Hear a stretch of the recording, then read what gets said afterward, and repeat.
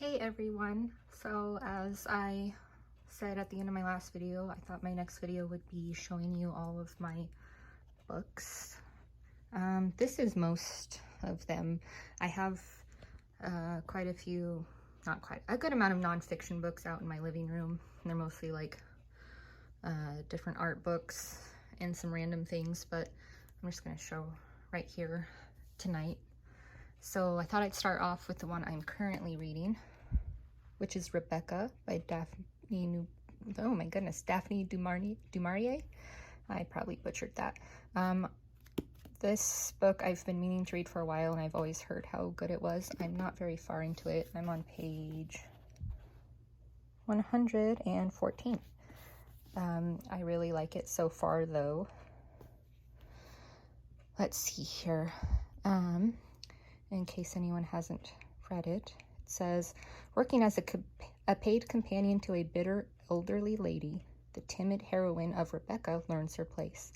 Life is bleak until, on a trip to the south of France, she falls in love with Maxime de Winter, a handsome widower whose proposal takes her by surprise. Whisked from Monte Carlo to Manderley, Maxime's isolated Cornish estate, the friendless young bride begins to realize that she barely knows her husband at all, and in every corner of every room is the phantom of his beautiful first wife, Rebecca. Actually, there's I listen to several ASMR videos and subscribe to several different ASMR channels, and is it Mauve ASMR or ASMR Mauve? I can't remember, but she periodically does these videos of books she's currently reading and book recommendations, and that was one of them. And there's a few others in here that are ones that she recommended. I like how she explains why she's read a book or why she's interested in one. I think she's very articulate and sounds very knowledgeable, and makes them sound interesting, or maybe we have similar tastes. They always sound like something, for the most part, that I would enjoy reading. So anyway, so I have them in like Roy G. Biv order. I used to have them alphabetically by author's last name, but I thought I'd mix it up to make this more colorful. So anyway, the last book I read was Flights by Olga Tokarczuk. I hope I didn't mispronounce that too badly. This was another one recommended by Mauve ASMR. It's actually several like smaller stories within an overall story, about different people traveling, and I guess the reasons why people travel. Some are on vacation, some are for business, where people go, what they do, and some of the stories like circle back later in the book. Some of them were smaller and I didn't think like all that great, and then there were a couple that really hooked me, and then it would jump to somebody else's story, so I'd find myself trying to hurry and read so I could get back to the story I liked. But it was interesting overall. It was translated from Polish back, I think, in 2017. I got it from Barnes & Noble, but I liked it a lot. Let's see. Before that, I think I read this one. It's called The Butchering Art. It was really interesting. It's basically about like Victorian medicine and like surgical practices and how unclean it was. And it follows Lister with his discovery to like different aseptic techniques and why they mattered, because all across London people were getting sick, and like hospitals were some of the most disgusting, like vile places. And it goes into different kinds of anesthesia that was discovered, and it just follows Lister like through his life and the discoveries he made, and like papers he published, and how a lot of other doctors in like the medical field kind of scoffed at him and thought it was so ridiculous, this idea of like needing to keep instruments sterile and change wound dressings and keep the area clean. Like it's crazy to think how far we've come and how there wasn't any like connection made yet between, you know, like infection control and disease transmission, and you know, being post-surgical and trying to keep wounds clean and stuff like that. So I found this to be really interesting. I liked it a lot. I would highly recommend it. Over here, and I haven't read all of these actually. Some are just on my to-read list, like this one. This is another one Mauve ASMR recommended. It was it's called The Memory Police by Yoko Ogawa. I like the cover. I think it's really neat. Let's see here. On an unnamed island, objects are disappearing. First hats, then ribbons, birds, roses. Most of the inhabitants are oblivious to these changes, while those few able to recall the lost objects live in fear of draconian memory police, who are committed to ensuring that what has disappeared remains forgotten. When a young writer discovers that her editor is in danger, she concocts a plan to hide him beneath her floorboards, and together they cling to her writing as the last way of preserving the past. Powerful and provocative, The Memory Police is a stunning novel about the trauma of loss. So I think I'll read this one once I'm done with Rebecca. And a thing about Mauve ASMR, you guys should check her out if you're into ASMR. She recommends a lot of female authors, so I do like that. Let's see here. I'm gonna move some of these. A book I've read, it was about a year ago or so, but I really liked. It's called Idaho by Emily Ruskovich, and she's actually from Idaho. So am I.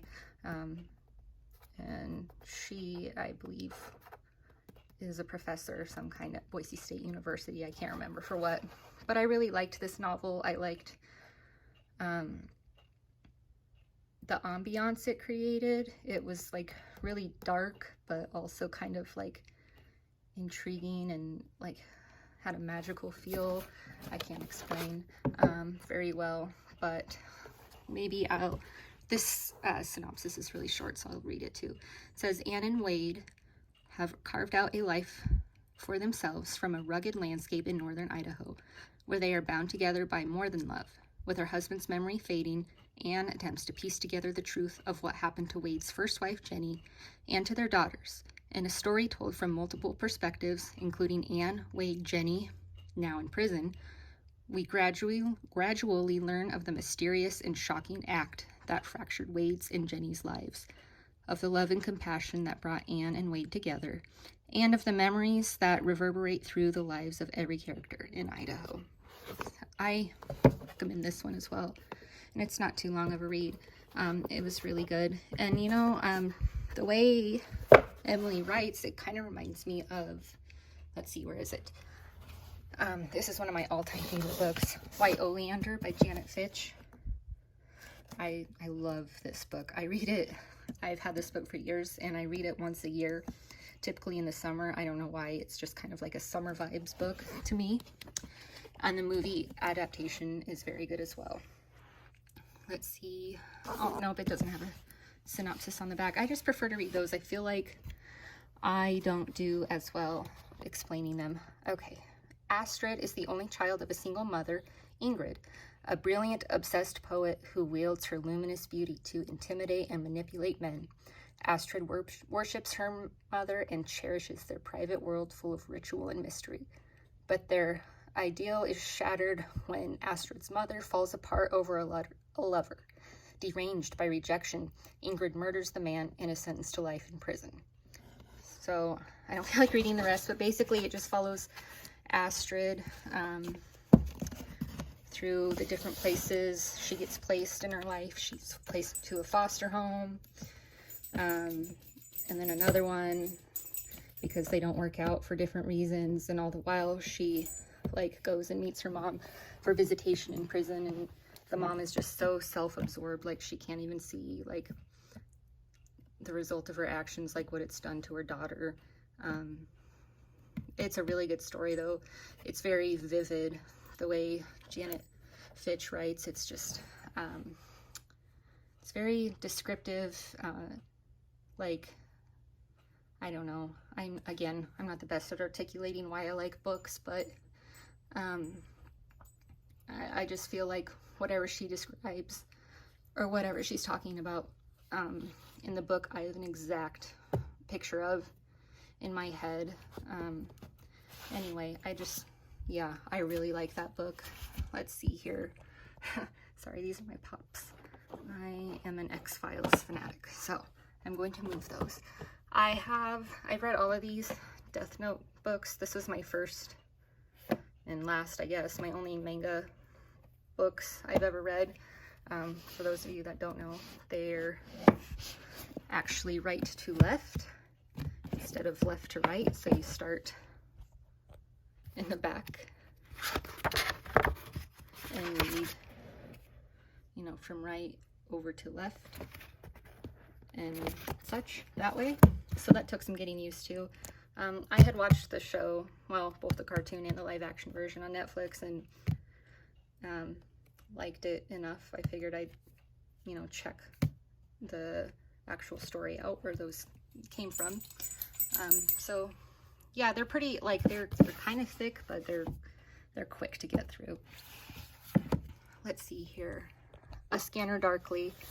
I love Philip K. Dick. I love this book. I'm one of those people, I don't like it when the cover of a book is the like the movie cover, if you will. I love this movie, but I don't know. I don't like the book to have the movie cover. I don't have a good reason why, I guess. I don't really like it though. This is a very good book if you're into science fiction, and it's beautifully written. There's a few different monologues, I guess, even in a book, of the main character that are just have stuck with me over, I think I read this book maybe 10 or 15 years ago. I want to reread it. It's really good though if you're into sci-fi. And Philip K. Dick is a very smart writer. I had a lot of Stephen King. I've decluttered a bunch of it over the years because I just forced myself to. I had a ridiculous amount. But one I have never read, but I heard was good, is Salem's Lot. So I got that. That's on my to-read list, as well as Count of Monte Cristo. I've never read that. Let's see. Poetry book, Milk and Honey, very good. Midnight in the Garden of Good and Evil. I have not read that. That's on my to-read. Classic Scary Stories to Tell in the Dark with the creepy illustrations. How many people had these when they were a kid? I remember checking these out from the library in elementary school, but then I actually got too scared to look at them at night. So I'd like take them back immediately. Okay, moving on. Oh, I love this book, The Hours by Michael Cunningham. And I love the movie adaptation. It's one of my favorite movies of all time, with Nicole Kidman's in it, Meryl Streep, let's see, Ed Harris. There's a bunch of people. It's really good. It's basically about 4 women in, you know, different times, and just the things they're going through in their lives and how they kind of intertwine, or they're similar, I guess, because one's about Virginia Woolf, and so that's set, I believe, in the 20s or 20s, I think 20s. And then it's while she's writing, like, but it's like showing her battle with, you know, depression and the demons she faced. But specifically, it's while she was writing the book Mrs. Dalloway. And so then one of the other women, I think it's in, like, I don't know, late 2000s or something, is this one other woman's story takes place in New York City, and she's actually stressed because she's throwing this big party like Mrs. Dalloway does in the story. And it's just showing how, like,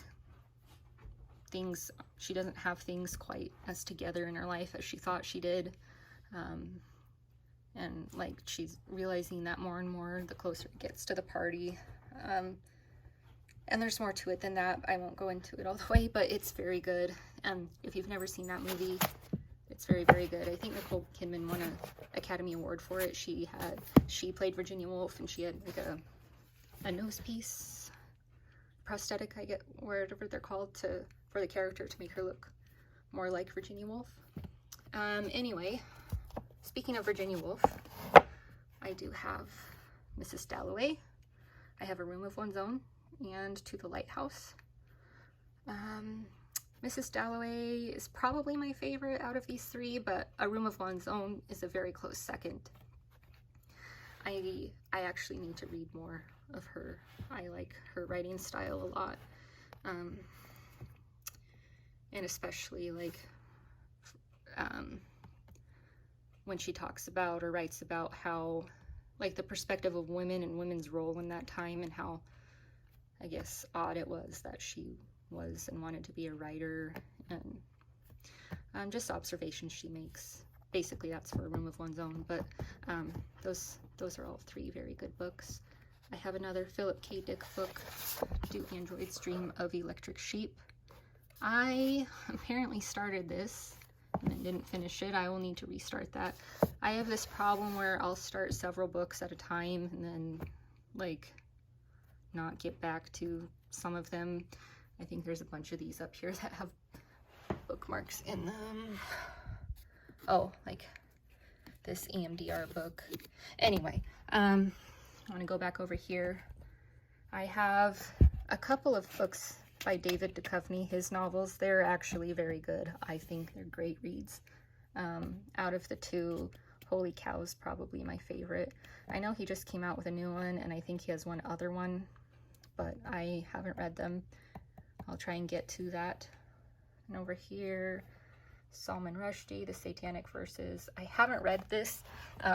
It's a weird reason why I bought it. I don't know. I stumbled onto something on the internet, and it was talking about the most popular book, the month and year you were born, and for mine it was this book, so that's why. Animal Farm by George Orwell. Very, very good. I have not read this one, My Year of Rest and Relaxation. I can't remember why I bought this. It might have just been that the cover looked intriguing, but I like the synopsis as well. Flowers for Algernon by Daniel Keyes. This book, I think there's been 2 or 3 books in my lifetime that I've read that have actually made me cry. This is one of them. This is a phenomenal, beautiful book. I highly recommend it if you've never read it. Should I read? Okay, I will. Charlie Gordon is about to embark upon an unprecedented journey. Born with an unusually low IQ, he has been chosen as the perfect subject for an experimental surgery that researchers hope will increase his intelligence, a procedure that has already been highly successful when tested on a lab mouse named Algernon. As the treatment takes effect, Charlie's intelligence expands until it surpasses that of the doctors who engineered his metamorphosis. The experiment appears to be a scientific breakthrough of paramount importance until Algernon suddenly deteriorates. Will the same happen to Charlie? Yeah, I think I read it in high school the first time, and I've read it a couple times since. It's a very good book. Let's see here. I have Sylvia Plath journals, unabridged journals. Oh, this is where is it? Nope, this one, very good. I read this one last year sometime. The Master and Margarita by Mikhail Bulgakov. I hope I'm saying that right. Translated from Russian. I just think the cover is really cool too. I liked this a lot. I think Mauve ASMR is the reason I read this and bought it in the first place. Okay. In The Master and Margarita, the devil himself pays a visit to Soviet Moscow, accompanied by a retinue that includes the fast-talking, vodka-drinking giant tomcat Behemoth. He sets about creating a whirlwind of chaos that soon involves the beautiful Margarita and her beloved, a distraught writer only known as the Master, and even Jesus Christ and Pontius Pilate. The Master and Margarita combines fable, fantasy, political satire, and slapstick comedy to create a wildly entertaining and unforgettable tale that is commonly considered the greatest novel to come out of the Soviet Union. So yeah, this one, I recommend it. Moving on, Silence of the Lambs. I liked this book very much. Out of all of like the Hannibal books by Thomas Harris, the second one, Hannibal, is actually my favorite. I've read them all. I've got Red Dragon, Hannibal Rising, Hannibal somewhere, but out of all those, Hannibal is my favorite. I really enjoyed that book, and I've been wanting to reread it, actually. I have not read this one, Fingersmith by Sarah Waters. This is the one I bought because of Mob ASMR. Coraline by Neil Gaiman. Very creepy. Let's see, I haven't read this yet, Frankenstein. This book was really good. The Witches. It's about the witch trials in Salem. And just how, it's just amazing to me, some of the stuff in here, like how far just the hysteria went and how little evidence and basis a woman, you know, was convicted of being a witch for. It's just crazy. Let's see here. I haven't read this. Ray Bradbury, Something Wicked This Way Comes. I love the movie. I watch it like every fall. So that's why I bought the book. I actually got it from a library sale. I think it was like $1/4. Yeah. And then also I have The October Country by Ray Bradbury. Haven't read that one either. Kurt Vonnegut, Hocus Pocus. Have not read. It's on my to-read list. I've got Chilling Adventures of Sabrina. I've got a couple the graphic novels. Those are good. I like them a lot. If you like the Netflix show, then you'd probably like those. I like the, let's see, like the artwork, or the style, I mean, of the way the comic's done. Yeah, let's see here. And then this is just a collection of scary stories. It was like $7 at Barnes & Noble. I don't know why I buy one of those every year. Okay, let's see here. And I know I'm not discussing every book, but you get the idea. Let me go back up here. Collection of stories by Stephen King. I think I've only read the first one, which is The Langoliers. And there's 3 others in there. Howl's Moving Castle. Bell Jar by Sylvia Plath. I used to have a ton of Christopher Hitchens. I think this is the only one I have now. Why Orwell Matters. Let's see. I have not finished this. Started it, didn't finish. Practical Magic. And I have the one, I don't know if it's a prequel or if it comes later. It's The Rules of Magic by Alice Hoffman. Haven't read it, but I like how sparkly and pretty the cover is. Let's see here. My Heart Hemmed In, Maria Ndiaye. Haven't read that one yet. Wuthering Heights, To Kill a Mockingbird. Let's see. The Little Mermaid, but I actually got this because it's like interactive, I guess, with the illustrations. It's like a, sorry, on focus, a pop-up almost. I can't really do this one-handed, but anyway, it looked really neat. Okay, back up there. Dreamcatcher by Stephen King. I actually haven't read this one yet. I think I got that at a thrift store for like 50 cents. The Graveyard Book by Neil Gaiman. I liked that one a lot. There's like a few pages of a teaser for this in the back of Coraline, and I was interested, so I bought the book. This was a book I read in elementary school and just have liked it ever since. The Witch of Blackbird Pond. Very beaten up copy. This is a book, super old from my childhood, but I've kept. It's called Miss Flora McFlimsy's Halloween. I think this is from a library sale also, but I love this book. It's really cute. It's a good little story. Anyway. Love in the Time of Cholera. I haven't read that yet. I love the show Dexter. I binge watched it all. I've watched it a few times, so I just recently learned, though, that it was based off a set of novels, so I got the first one. Haven't read it yet. Again, I hate that it's the movie or TV show cover for the book cover, but oh well. A Christmas Carol by Charles Dickens. I try to read that every December. Oh, this is a collection of Edgar Allan Poe but I like it because it has the illustrations from like the super old ones. I can't remember the illustrator's name. I'll look it up in a second. But they're just really neat. Let me find another one. It might be too dark. Hopefully you can tell. They're pretty grotesque, but they're really neat looking. I should have looked this up ahead of time to tell you who it is. Oh, illustrations by Harry Clark. And I think they're quite old, if I recall. But anyway, so there's that. I didn't care for this. This is another Thomas Harris book, the author of all the Hannibal books. It's called Karimora. It's not that old.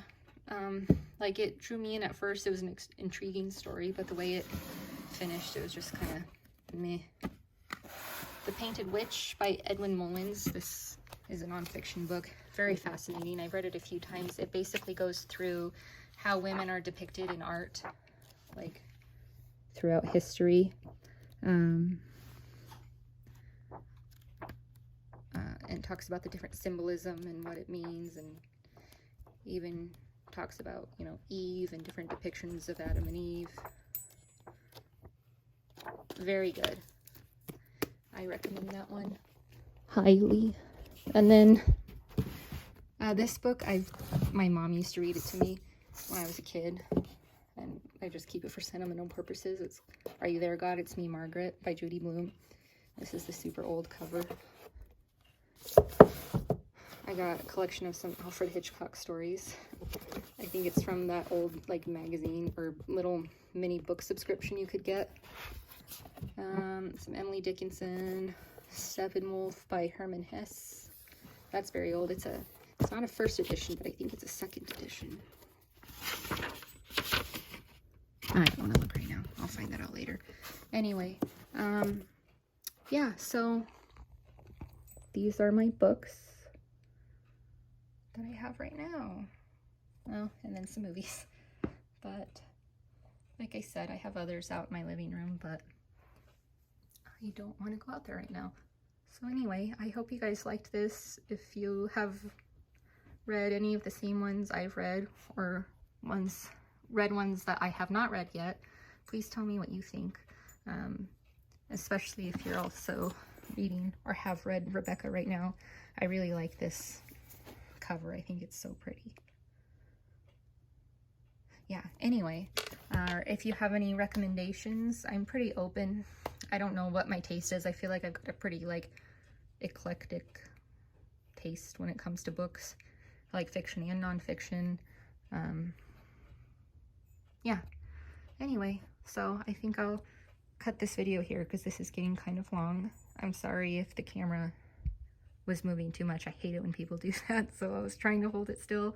Anyway, I hope you guys liked it, and please be safe and take care. Have a good night wherever you are. Good evening, good day, and see you guys.